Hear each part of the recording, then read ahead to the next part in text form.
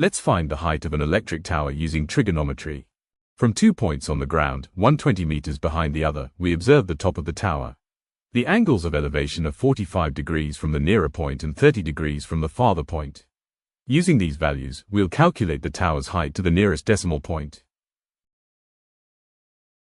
Let's sketch the problem first. We have two unknowns, the height h of the tower and the distance x from its base to the first observation point.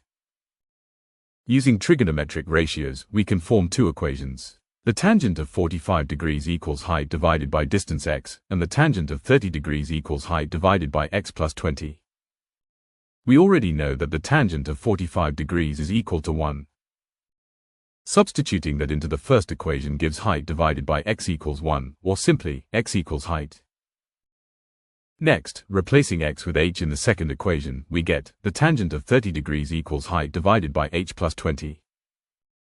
The tangent of 30 degrees is equal to 1 divided by the square root of 3. Now we solve for h. Cross-multiplying gives h plus 20 equals h times the square root of 3. Moving h to the other side and taking it common, we get 20 equals h multiplied by the square root of 3 minus 1. To make h the subject, divide 20 by the square root of 3 minus 1. We get the height of the electric tower as 27.2 meters, approximately. If you enjoyed this lesson, hit like, share it with your friends, and subscribe for more cool math videos.